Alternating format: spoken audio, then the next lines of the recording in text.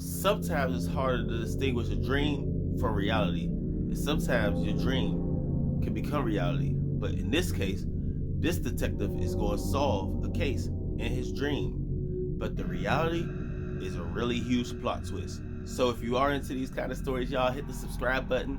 And if you get a chance, put the like button on the TV and then turn it on and let your TV run for 12 hours until it gets really hot. And then when the like button's off, I want you to take it off.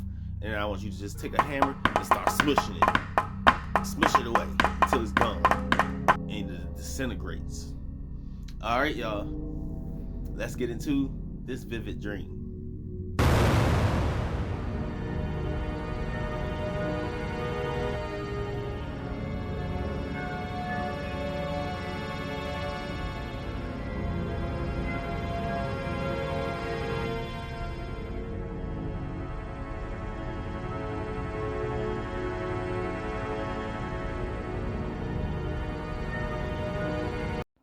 To understand this story, you would first need to understand the type of person Officer Hank was.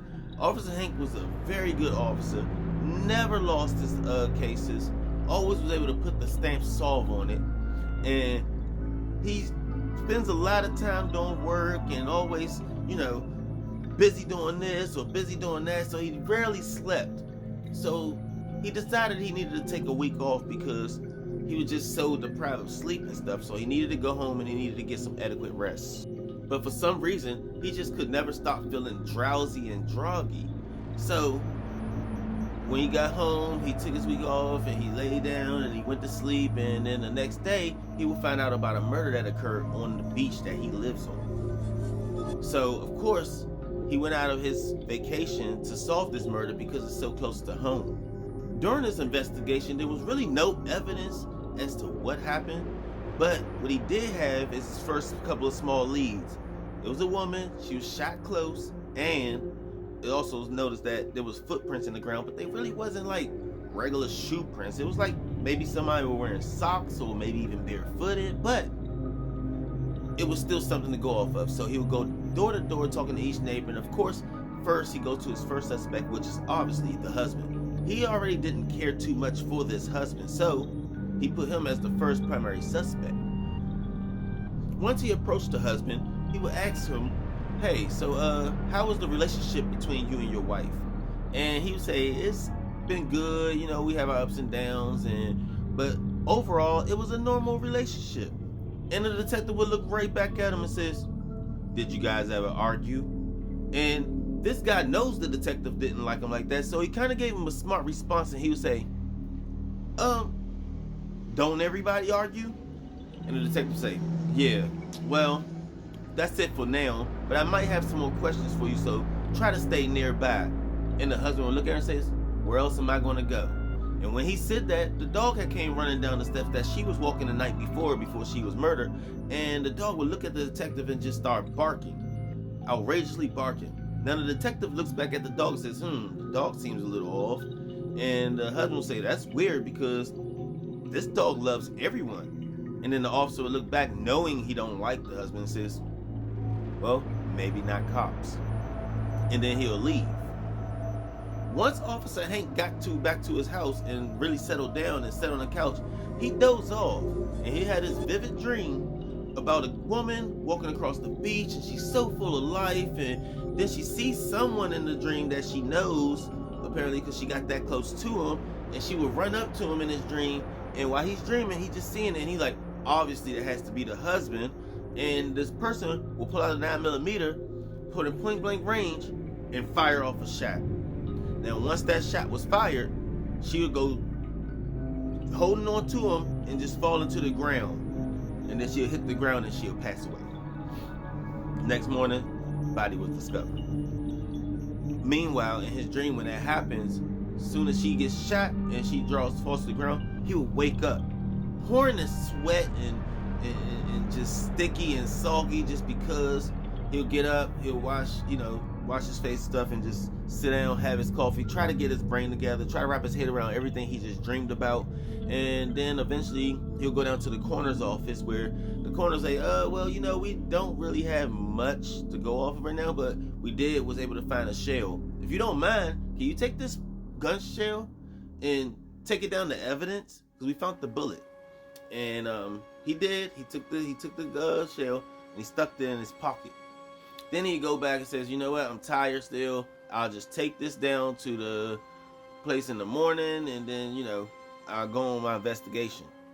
But when he was in the house, he would go back to sleep, and he had the exact same dream. But this round, when he had the dream, he noticed that as the girl was falling, she would scratch the suspect right across the chest. So he was like, you know, maybe it's just my dreams, or maybe this is real. I'm not 100% sure, but it's definitely worth looking into to find somebody with scratches all over him and stuff. So he'll pop up again after that. He's pouring in sweat again. But this round, this case evidence started making a lot more sense, because he knows it's going to be hard to find somebody with a 9mm and find a scratch on somebody's chest. And besides, every criminal in America carries a 9mm. But when he got up and he was all sweating and stuff, and he did the same thing the night before, he just felt soggy. He said, I needed a shower. He would go in the room, he would start taking his shirt off, and that's when it hit him. It all struck him. He sees scratch marks on his chest. Then he looked down and he said, shoot, every criminal in America carries a 9mm, but also most cops in America carries 9mm. And that's when he realized. He didn't want to believe it, but he was thinking in his head, could I have done that murder? Was it me? So this detective decided he would take some phone books, he would stack it up. He grabbed his service weapon, which was a 9mm. He looked at it, made sure it had ammo, put the clip back in, cocked it back, pointed it at a big magazine, and then he fired. And when he fired the shot, he would tumble through the magazine all the way down to the pages where the bullet was found, which was under investigations, and he would see the bullet right there. He'll take the bullet out, and that's when he compared it with the bullet from the crime scene. He put them both side by side, and he looked. It was a perfect match. The reason he's been so tired and deprived of sleep during the day is because he would sleepwalk during the night. And in his sleepwalking, he went down there to that beach and murdered that woman. Further in investigation, he started thinking, he running around his house now. Now he's like, oh my gosh, I think I did this. And when he looked for his clothes from the night before, he would open the drawer up and he would see his socks and stuff in there, and it's covered in sand. And then he'll also start counting his rounds from his magazine and realize that there's two missing. The one he just fired and the one he fired the other day when he, Detective Hank, committed the murder of the young woman.